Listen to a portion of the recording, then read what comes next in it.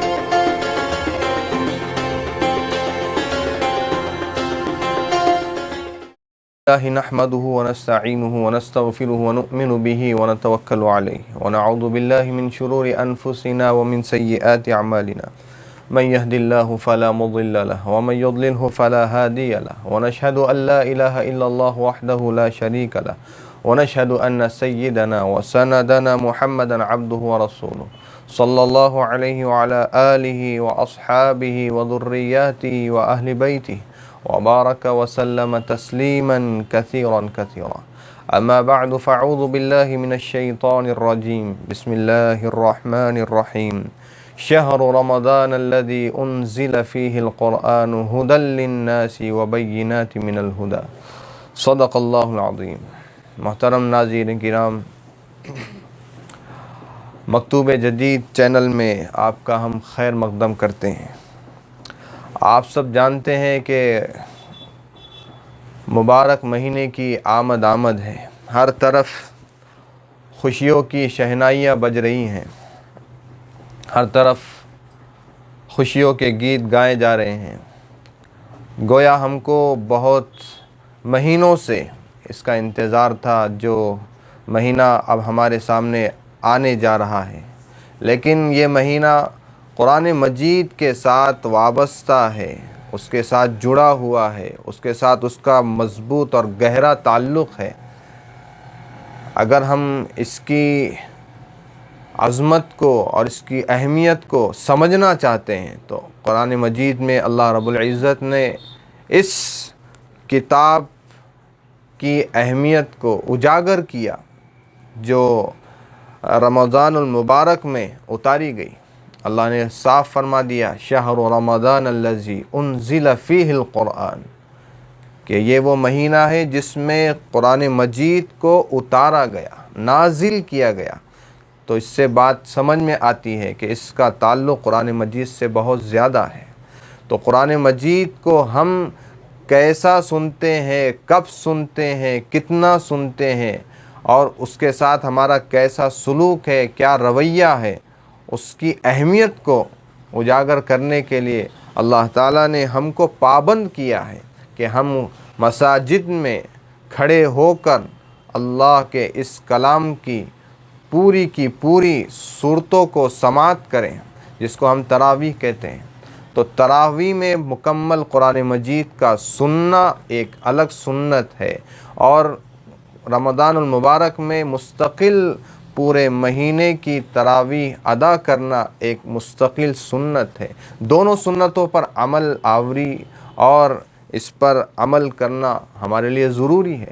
اگر ہم ایک طرف قرآن مجید کو مکمل طور پر سننے سے عاجز ہو گئے تو پھر ہماری ایک سنت نہیں چھوٹنی چاہیے، اور اگر حالات ایسے پیدا ہو گئے کہ جس کی وجہ سے ہمیں قرآن مجید کو سننے سے منع کیا جا رہا ہے تراویحوں میں، تو ہماری ذمہ داری ہے کہ ہم کسی طور پر انتظام کریں اور مکمل قرآن مجید کو سننے کی ہم عادت ڈالیں، اور ایسا ہمارا کوئی انتظام ہو جس کی وجہ سے ہم پوری کی پوری تراویح میں پورا کا پورا کلام اللہ شریف سن سکیں۔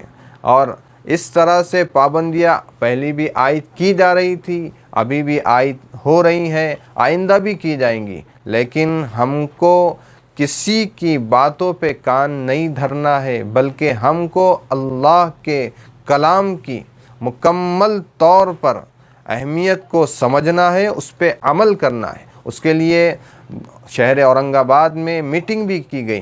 حضرت مولانا معز الدین صاحب قاسمی ان کی زیر صدارت ایک میٹنگ لی گئی، جس میں حضرت نے پابند کیا ہے ذمہ داران مساجد کو کہ تکمیل قرآن پورا کا پورا ہو، پوری کی پوری تراویح میں قرآن مجید کو سنا جائے، پڑھا جائے۔ تو اس لیے ہماری ذمہ داری ہے کہ ہم قرآن مجید کو کسی اعتبار سے اگنور نہ کریں، قرآن مجید کا مکمل اہتمام کریں۔ اور یہ مبارک مہینہ رمضان المبارک، جس میں قرآن مجید کی تلاوت کا بڑا ثواب ہے، ایسے بھی ثواب ہے، سال بھر ثواب ہے، لیکن اس مہینے میں چونکہ اللہ کا کلام اس سے بہت زیادہ وابستہ ہے، اس سے بہت زیادہ اس کا تعلق ہے، اس لیے ہم کو قرآن مجید کے پڑھنے کی عادت ڈالنی چاہیے، چاہے ہمارا ایک پارہ ہوتا ہو یا 10 رکوع ہوتے ہو یا 5 رکوع ہوتے ہو یا پھر 1 رکوع ہوتا ہو، جس طرح سے جیسا ممکن ہو ہم کو قرآن مجید کی تلاوت کرنی چاہیے۔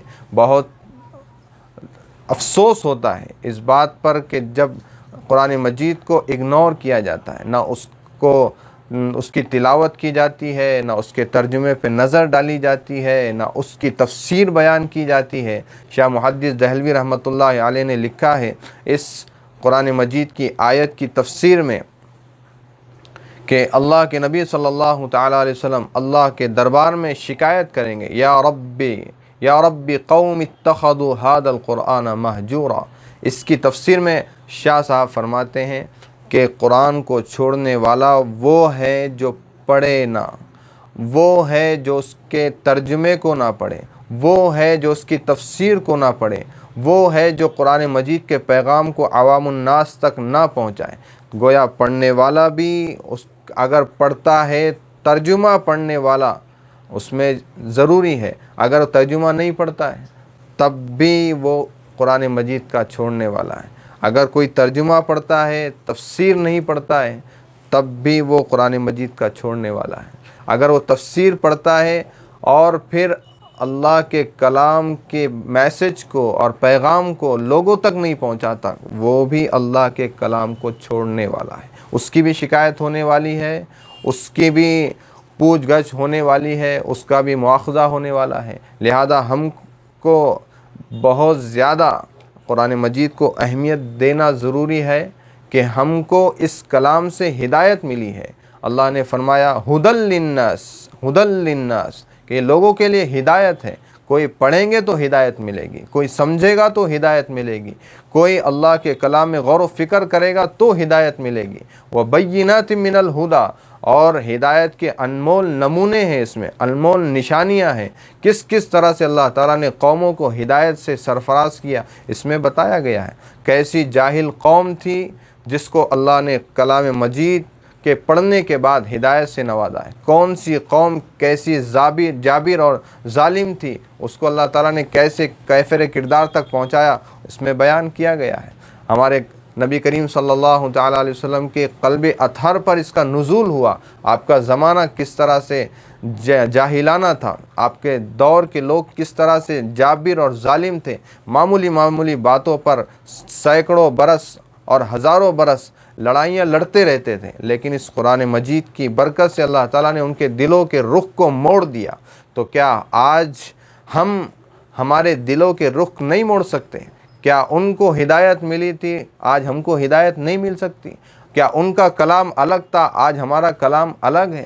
کیا اس دور کے لوگ الگ تھے، ان کے سینوں میں الگ دل تھے، آج ہمارے سینوں میں الگ دل ہے؟ دل بھی ہمارا ایک ہی ہے، انسانیت بھی ہماری ایک ہی ہے، لوگ بھی ایک ہی طرح کے ہیں، کلام بھی ایک ہی طرح کے ہیں، لیکن پڑھنے کے انداز الگ الگ ہو گئے۔ وہ پڑھتے تھے تو ان کے دلوں میں ایمان کروٹیں بدلتا تھا، ایمان جوش مارتا تھا۔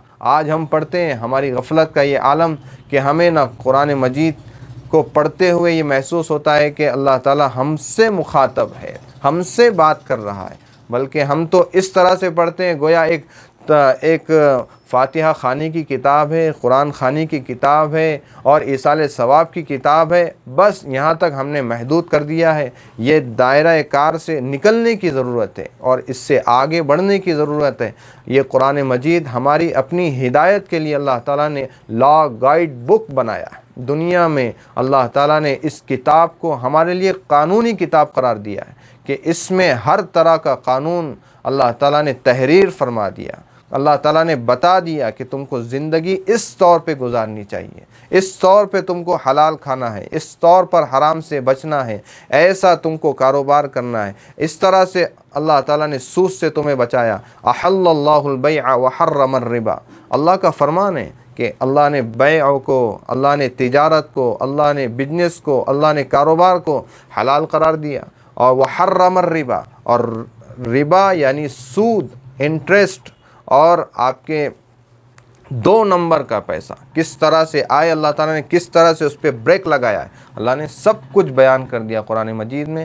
اس لیے ہم کو بہت زیادہ توجہ دینے کی ضرورت ہے، اور یہ مبارک مہینہ اسی لیے آیا ہے کہ ہم قرآن مجید کی زیادہ سے زیادہ تلاوت کریں، زیادہ سے زیادہ اللہ سے تعلق پیدا کریں، زیادہ سے زیادہ اللہ کو منائیں۔ ہم نے جس طرح سے گناہ کیے ہیں اس طور پر ہم کو پشیمان بھی ہونا ہے، اس طرح سے ہم کو اللہ تعالیٰ کے سامنے گڑ گڑانا بھی ہے، اللہ تعالیٰ کو منانا بھی ہے۔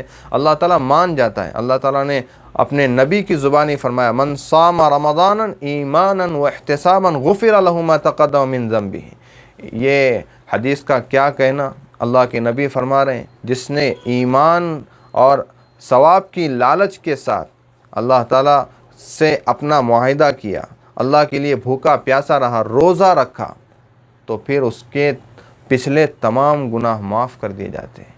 اتنا فضیلت والا مہینہ ہے، اتنا مبارک مہینہ ہے، اتنا اہمیت کا حامل مہینہ ہے۔ اگر ہم غفلتوں کے شکار ہو جائیں گے اور غفلت میں اس مہینے کو گزار دیں گے، سوائے حسرت و افسوس کے ہمارے ہاتھ کچھ نہیں آئے گا، اور پھر ہم اپنی ہتھیلیوں کو ملتے رہ جائیں گے۔ لیکن اس کے باوجود ہم اس ثواب کی کبھی بھی کمی پوری نہیں کر پائیں گے۔